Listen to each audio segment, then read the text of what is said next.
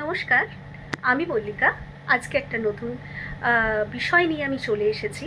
সেটা হচ্ছে যে আমি প্রথমেই বলেছিলাম যে আমি আমার এই হিস্ট্রি দিদি চ্যানেলে সমস্ত রকম এক্সাম, সেটা ক্লাস 7ই হোক, 8 হোক, 9 হোক, গ্র্যাজুয়েশনস লেভেলে হোক বা মাস্টার্স লেভেলে হোক বা কম্পিটিটিভ এক্সামে, সমস্তটাই আমি কভার করব। কম্পিটিটিভ এক্সামের কথায় যদি আমি আসি, সেটা হচ্ছে ইউপিএসসি বলো, বিসিএস বলো, এসএসসি বলো, সমস্ত কিছুতেই হিস্ট্রি কিন্তু একটা বিশাল বড় সাবজেক্ট এবং ভাস্ট। তো তাতে কি কি আমাদের সিলেবাসে থাকে, হিস্ট্রি কম্পিটিটিভ এক্সামে যে সিলেবাসে থাকে যেগুলো কভার করা হয় সেটা হচ্ছে প্রাচীন বা প্রাগৈতিহাসিক যুগ, প্রাচীন ভারতের ইতিহাস, মধ্যযুগীয় ভারতের ইতিহাস এবং আধুনিক ভারতের ইতিহাস। এবার প্রাচীন ভারতের ইতিহাসটা আমাদের শুরু করছে কিন্তু একদম হরপ্পান সিভিলাইজেশন থেকে আরম্ভ হচ্ছে।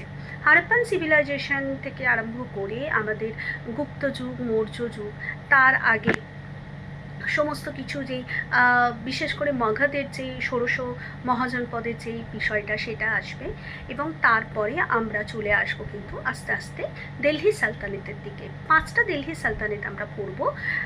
তার মধ্যে slave dynasty, Khalji dynasty, Tughlaq dynasty, শাহিদ ডাইনাস্টি, লোধি ডাইনাস্টি। এরপর চলে আসবো আমরা মুঘল পিরিয়ডে, বাহমানি সাম্রাজ্যের, বিজয়নগর সাম্রাজ্যের কথাও বলা হবে, আর্কিটেকচার, আর্ট অ্যান্ড আর্কিটেকচারের কথা বলা হবে। হ্যাঁ, অবশ্যই আমাদের কিন্তু প্রাচীন ভারতীয় ইতিহাসের সময় কিন্তু একটা বিশাল ধর্মের একটা পরিবর্তন এসেছিল, যেখানে জৈন এবং বৌদ্ধ ধর্মটা কিন্তু অত্যন্ত একটা মূল বিষয় এই কম্পিটিটিভ এক্সামের। এরপর চলে আসবো আধুনিক ভারতের ইতিহাস। আধুনিক ভারতের ইতিহাসে আমাদের পর্তুগালের আগমন থেকে আরম্ভ করে ইংরেজদের আগমন সমস্তটাই কভার করা হবে এবং তারপরে আমাদের যে ফ্রিডম ফাইটাররা এক এক করে আসছেন, আমাদের ন্যাশনাল কংগ্রেস কিন্তু একটা বিশাল বড় জায়গা জুড়ে আছে এই কম্পিটিটিভ এক্সামের মধ্যে। তো এই সমস্ত কিছু ভারতের স্বাধীনতা এবং তারপরে কনস্টিটিউশনে গিয়ে আমাদের মোটামুটি শেষ হচ্ছে।